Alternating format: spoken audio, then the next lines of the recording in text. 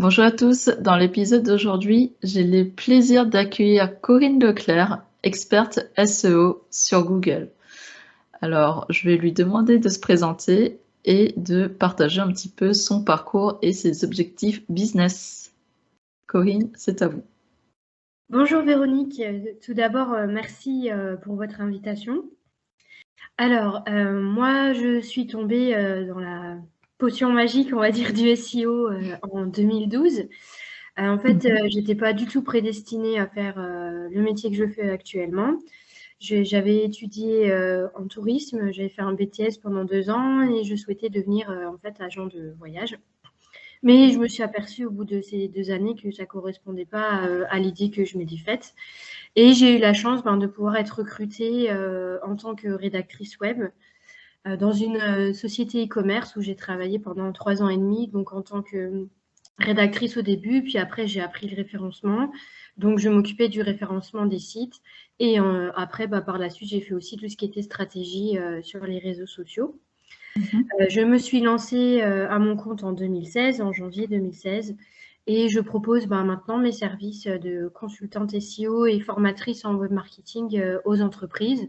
Je donne également des cours aux élèves de BTS à Master Bac+5. Oui, c'est vrai, vous êtes aussi professeur de référencement naturel. Et justement, comment se passe, on va dire, une journée type de votre côté?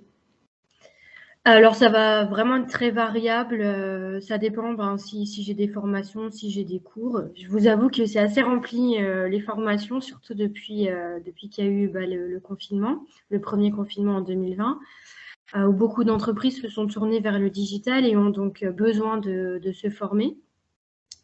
Puis à côté de ça, je manage aussi tous les projets de rédaction web qu'il y a avec le référencement. Donc j'ai une équipe de 3 rédactrices web et j'ai recruté en septembre 2021 un alternant qui travaille aussi sur la communication de le référencement avec moi et sur des projets de rédaction web principalement. D'accord, super. Et si on devait parler de répartition entre, par exemple, vos projets purement SEO, rédaction web et peut-être votre temps en tant que professeur SEO, comment est-ce que vous répartirez ça? Je dirais qu'on est 60% formatrice et 40 rédaction, enfin management des projets. Ouais, c'est à peu près ça. Sachant que moi, mon objectif en 2022, ce serait de vraiment plus me porter sur la formation parce que j'aime beaucoup ça Mmh. et de déléguer toute cette partie de projet SEO à une personne qui managerait en fait les 3 rédactrices, je leur donnerais le travail, quoi. Mmh. Le travail à faire. Bien sûr, moi, je chapeauterai parce qu'il faut toujours que je reste quand même sur le terrain un minimum Bien parce qu'il y a des sûr. nouveautés tout le temps, faire de la veille de mon côté pour pouvoir bien former les chefs d'entreprise et mes élèves. Mmh. Donc voilà, j'aurai quand même toujours, je pense, au moins 20% de rédaction web que moi je ferai pour justement me tenir au courant et ne pas sortir de ce contexte-là, parce que c'est important de rester là où dans le vif du sujet. Bien sûr, je comprends tout à fait. J'ai un petit peu aussi cette vision des choses, c'est-à-dire que pour bien faire, il faut quand même être à minima dans l'opérationnel entre guillemets pour que ça soit concret et de pouvoir surtout tester différentes méthodes et techniques, que ça soit le SEO ou la rédaction web, hein, finalement. Oui, c'est exactement ça. C'est comme ça change tout le temps, faut qu'on puisse tester les nouveaux outils, tester aussi des nouvelles façons de faire en fonction de ce que Google nous impose. Mmh. Et les autres moteurs de recherche aussi, hein, puisqu'il n'y a pas que Google. Exactement. Et vous êtes bien placé pour le savoir. C'est ça, exactement. Mais c'est vrai que vous parliez de votre parcours du début, comme quoi vous avez, en fait, vous étiez plutôt destiné à un autre métier et finalement vous êtes tombé dans la marmite du SEO. Et c'est ce qui s'est passé un peu avec moi aussi. Et moi, c'est entre guillemets encore pire parce que je me suis trompée entre guillemets en postulant une offre de stage de rédaction web, pensant que c'était de la rédaction technique parce que j'avais justement fait des études dans ce domaine. Et c'est là, en fait, que je me suis rendu compte, d'accord, déjà, c'était pas du tout ce pourquoi je pensais postuler, mais finalement, ça me plaît. Et c'est comme ça que je me suis intéressée de plus en plus au SEO, à créer un petit peu mes sites et tout. Et c'est vrai que parfois, vraiment, en fait, le SEO enfin, je pense que nous, on fait partie de ceux qui ont découvert ça vraiment un peu par hasard, entre guillemets, et vraiment totalement en autodidacte. Et justement, comment vous avez appris? Bah, en fait, j'ai eu la chance que j'étais dans une PME quand j'ai débuté et on était 3 personnes et il y avait un développeur et une graphiste. Mmh. Et la graphiste, elle s'y connaissait en référencement, donc elle m'a donné toutes les bases qu'elle connaissait. Et puis après, moi, je me suis formée en fait moi-même chez moi le soir. Je regardais des articles de WebRank Info. J'ai beaucoup aimé ce site, Mmh. il m'a vraiment bien aidé au départ. Oui. J'ai aussi un peu regardé Open Classrooms, qui s'appelait le site du zéro à ce moment-là. Mmh. Et après, ben, ils m'ont laissé faire des tests. En fait, j'ai vraiment eu de la chance que cette entreprise me laisse tester les choses, me fasse confiance, alors que je connaissais rien et que voilà, j'étais jeune, j'avais 20 ans quand j'ai débuté. Oui. C'était mon premier vrai travail, donc j'ai vraiment eu cette chance-là ouais, qu'on m'a fait confiance tout de suite et ils m'ont accompagnée en me disant bah, ce qui allait pas, ce que je pourrais modifier. Enfin, c'était vraiment c'est aussi grâce à eux que j'ai le niveau que j'ai aujourd'hui.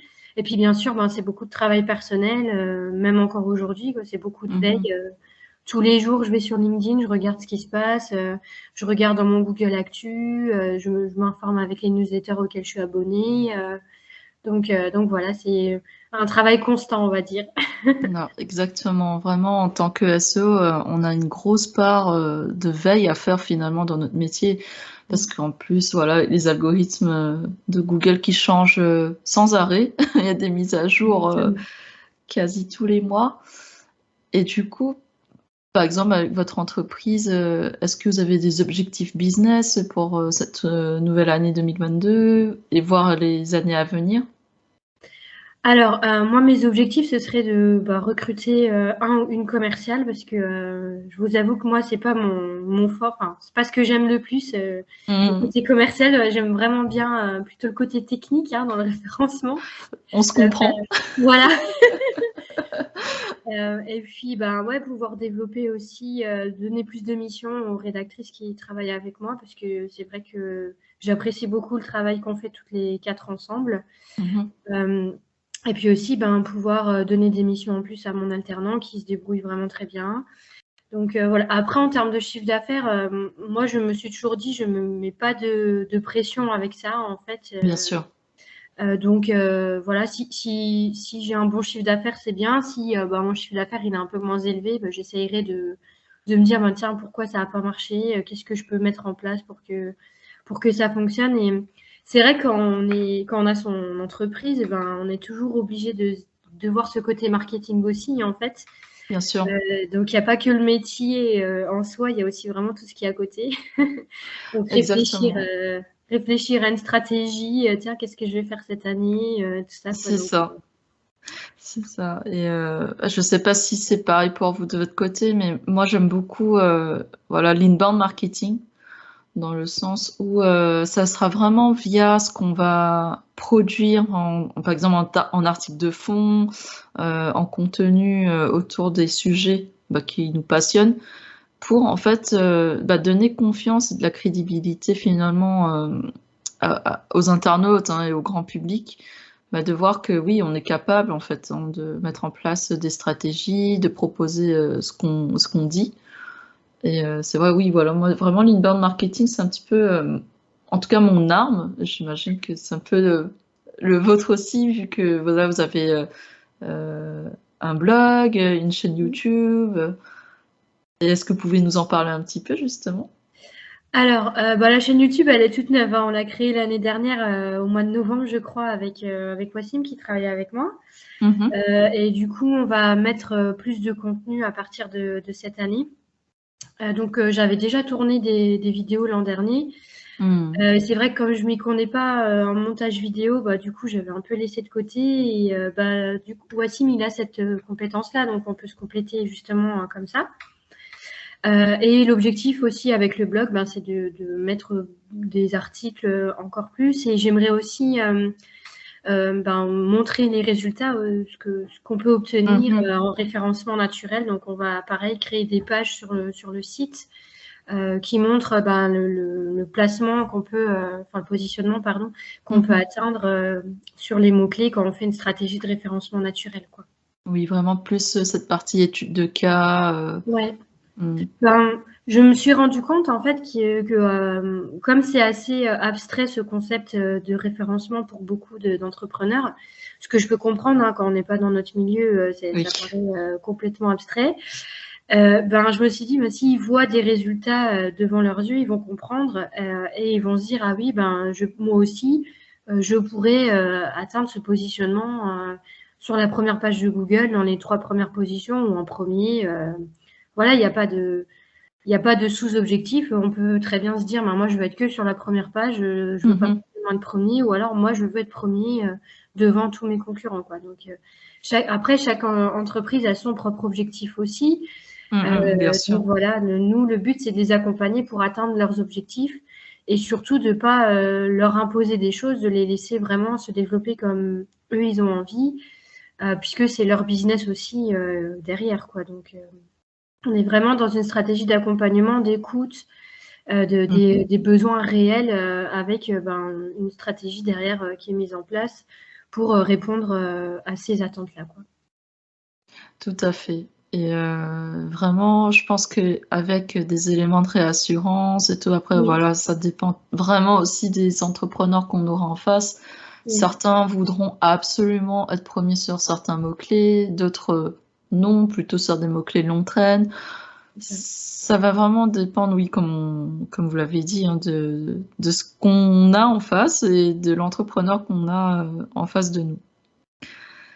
Et du coup, j'avais aussi une petite question par rapport aux femmes dans le référencement naturel, parce que finalement, on n'est pas si nombreuses que ça. Et justement, à vos débuts, est-ce que vous avez ressenti vraiment cette disparité? Alors en fait, comme moi j'étais dans une très petite entreprise, on était en fait 2 et 2, quoi, de 2 femmes, 2 hommes, et il y avait le patron avec.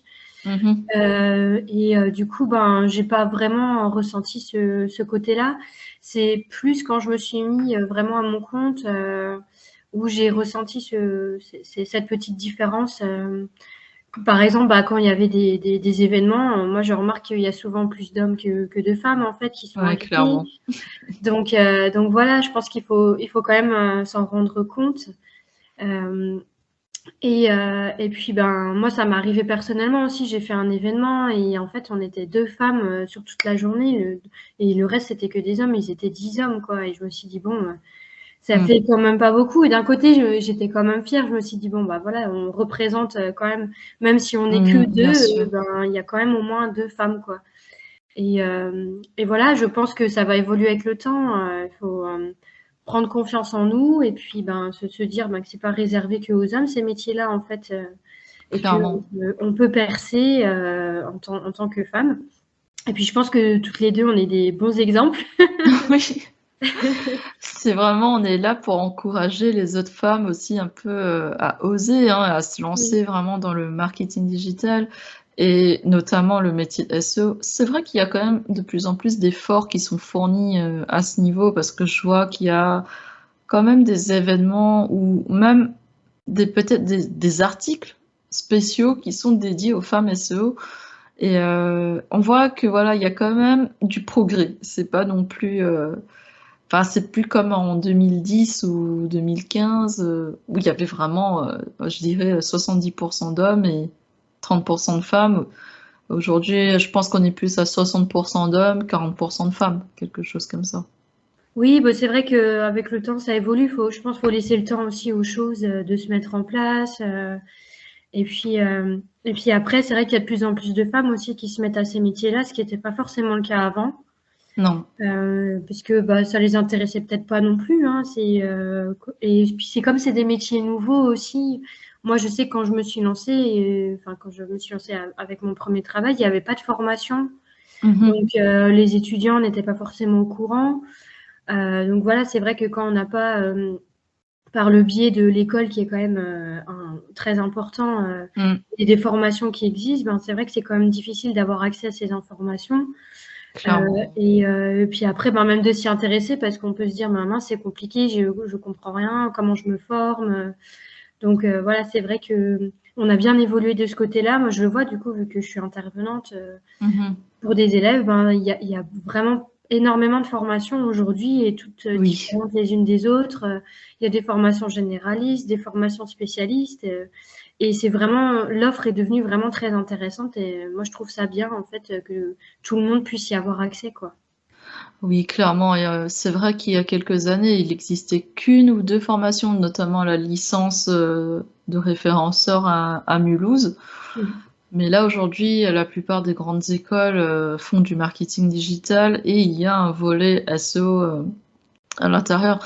Comme quoi l'école, vraiment, c'est un des canals de «communication» entre guillemets, hein, pour, vraiment former les nouveaux, étudiants, à tous ces métiers qui sont tout nouveaux finalement. Il y a 10-15 ans, bon ça existait, mais c'était pas, normé comme ça. Maintenant il y a même France Compétences qui Ouais. ont mis en place, voilà, des systèmes, de référentiels, le RNCP pour, rendre finalement les métiers, du référenceur web, on va dire reconnus par l'État.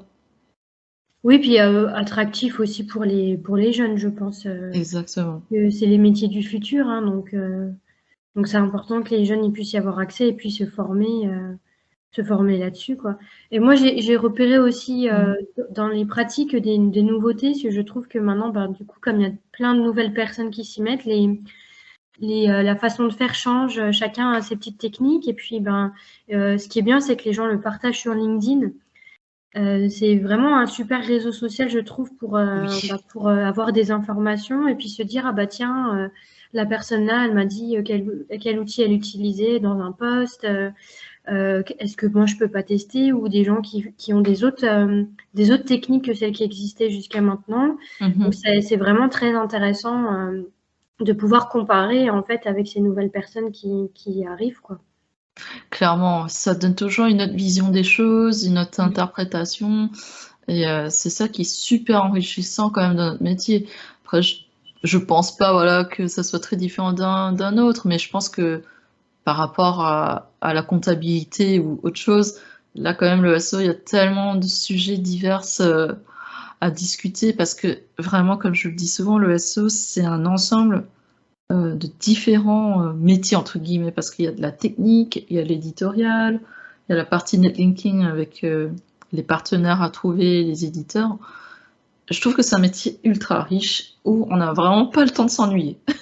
Ah non, c'est clair, puis comme, ça change tout le temps, bah, c'est dès qu'on peut pas se reposer sur nos lauriers, quoi, on va dire. Dès qu'on a pensé que c'était bon, paf, il y a une nouveauté, un nouvel algorithme, C'est donc ça, c'est ça. voilà. Ça bouge constamment et moi, j'ai aussi l'impression qu'on est un peu précurseur, en fait, dans les métiers du web, de toutes les nouvelles tendances, Mmh. parce que, bah, je peux comparer avec des amis à moi qui travaillent dans d'autres secteurs et c'est vrai que nous, on est quand même beaucoup plus dynamique. Par exemple, le télétravail, c'était déjà développé dans les Oui. métiers du web avant qu'il y ait les confinements et le télétravail généralisé. Donc, c'est vrai qu'on est, je pense, porteur de nouveautés, notamment dans le monde du travail, Oui. dans la façon dont la société va être en général dans le futur, quoi. Oui, clairement. Bah, on est vraiment, précurseurs et finalement, c'est une chance quand même, hein, pour Oui, que, voilà, on puisse finalement, travailler un peu de partout, du moment qu'on a, une connexion, internet. exactement. Le digital nomadisme, c'est super cool. Exactement.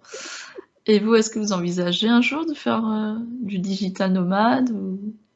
Alors j'en ai déjà fait, en 2016 au début, où j'avais mon entreprise. Je suis partie, pendant 6 mois en Australie. C'était mon rêve, d'aller en Ah Australie. génial! Ouais, bon d'ailleurs je vais sûrement y retourner parce que j'adore ce pays, c'est Mmh mh. mon pays fétiche et ouais, j'avais été dans plusieurs pays, pour le faire. J'avais été, au Vietnam, au Maroc, en Turquie. Enfin je l'ai pas mal, fait, c'est vrai, j'avoue. Ah c'est super, c'est Ouais, ouais. super. Ouais, ouais, puis en même temps, enfin, on allie vraiment le travail avec Ah, on peut subvenir à ses besoins en fait. Donc c'est vraiment c'est super en fait comme mode de vie. Moi j'ai vraiment adoré ce style de vie. Quand on n'aura plus le Covid, je pense que je m'y remettrai. J'ai oui, hâte. clairement. De même, franchement, moi j'ai aussi hâte de pouvoir repartir un peu en Asie, bouger un petit peu. Et super.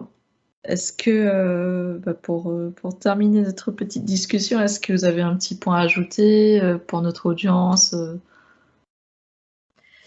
Alors, moi, ce que je voudrais dire à l'audience, ce serait si vous aimez le web et que voilà, c'est pas forcément votre métier de base, n'hésitez pas à vous lancer parce que vous avez rien à perdre. Au contraire, vous avez tout à Mm. gagner. C'est une très belle expérience personnelle, mais aussi humaine, parce que moi, je rencontre des gens super, comme vous, Véronique, par exemple.